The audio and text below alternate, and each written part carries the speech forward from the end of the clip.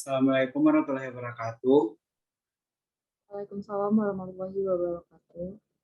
Kami dari kelompok 12 yang beranggotakan saya sendiri, Christian Franky, dan NPM 93, kemudian Rafli Aditya Jati dengan NPM 94, dan Munita dengan NPM 95. Pada saat ini, kami akan memaparkan hasil diskusi kami dengan video yang berjudul Muter Panguripan. Dan untuk pembicara pertama adalah Saudara Rafli yang akan menceritakan dengan singkat mengenai video dokumenter tersebut. Kepada Saudara Rafli, saya persilakan. Baik, Assalamualaikum warahmatullahi wabarakatuh. Perkenalkan, nama saya Rafli Aditya Jati dengan NPM 094. Di sini saya akan menceritakan secara singkat tentang video tersebut.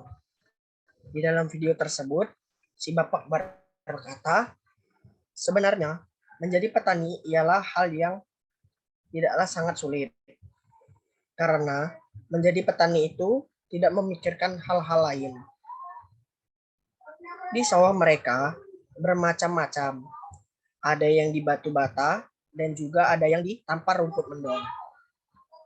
Si Bapak memilih untuk menjadi petani dikarenakan menjadi petani tidak memikirkan hal-hal lain. Dan juga dia sudah ahli dalam menanam padi di sawah mereka tersebut. Saya kembalikan ke moderator. Terima kasih Saudara Rafli atas pemaparannya. Dan untuk yang pemaparan yang kedua dan yang ketiga akan dipaparkan langsung oleh Saudari Munita. Pada Saudari Munita, saya persilakan. Baik, terima kasih Christian. Menurut saya, nilai yang terkandung di dalam video tersebut ialah terdapat religius, di mana di dalam video tersebut Bapak buat Ani berusaha yang terbaik dan menyerahkan segala sesuatu kepada Tuhan Yang Maha Esa, dan Bapak Ani mensyukuri. Nilai Pancasila yang terdapat dalam selanjutnya yaitu nilai yang terkandung di dalam sila yang kedua, yang menyatakan tidak memandang manusia lain dengan status yang berbeda-beda. Dan nilai semangat penting pantang menyerah untuk keadilan dan bersikap adil di dalam berbagai bidang. Dan pemaparan yang ketiga selanjutnya yang akan berlangsung sendiri, yaitu menurut saya kebijakan pemerintah terhadap kesejahteraan petani di Indonesia terdapat sebuah kebijakan di mana pemerintah membuat kebijakan untuk peningkatan intensifikasi produksi dengan peremajaan dan intensifikasi pemeliharaan untuk tanaman milik rakyat. Peningkatan produktivitas dilakukan guna meningkatkan perluasan sawah baru seluas 1 juta, peningkatan irigasi dan jaringan baru serta sumber air. Dan jika dilihat pada video tersebut, penerapan kebijakan ini belum terrealisasi dengan baik. Bapak Botani mengakui bahwa selama ada lahan yang akan digarap, maka proses penanaman akan bisa dilakukan. Berarti dari pernyataan tersebut, bagi petani yang tidak memiliki lahan akan kesusahan dalam memutar roda ekonomi mereka. Dan pada akhirnya siklus kesejahteraan rakyat, khususnya petani, akan terancam. Kembali ke Terima kasih kepada Saudari Munita atas pemaparannya.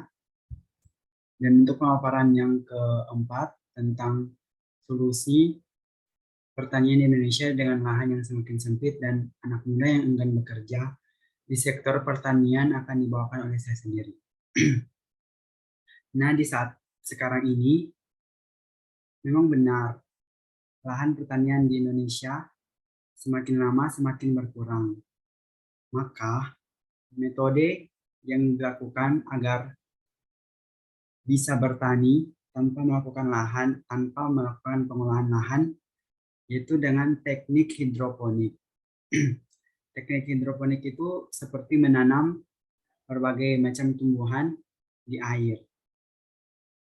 Kita bisa menggunakan teknologi hidroponik tersebut untuk dimanfaatkan sebagai wadah bercocok tanam dalam kehidupan kita sehari-hari. Nah, untuk tanaman di dalam hidroponik tersebut akan memiliki beberapa keuntungan. Yang pertama, perawatannya itu lebih praktis dari gangguan hama. Yang kedua, pemakaian pupuknya lebih hemat.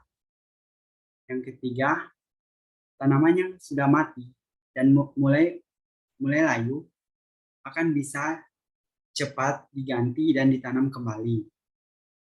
Dan yang keempat, tidak banyak membutuhkan tenaga karena metode yang kita gunakan tersebut yaitu hidroponik itu memiliki standar yang lebih hemat.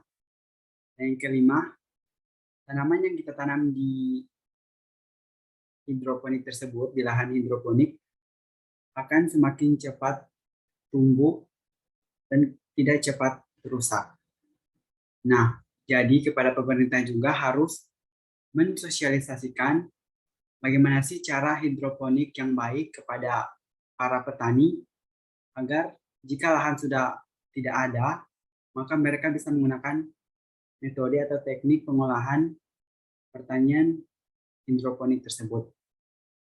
Dan untuk anak muda yang enggan bekerja di bidang pertanian, memang benar di Indonesia ini rata-rata yang saya lihat terutama di daerah saya itu orang-orang tua kebanyakan yang bertani.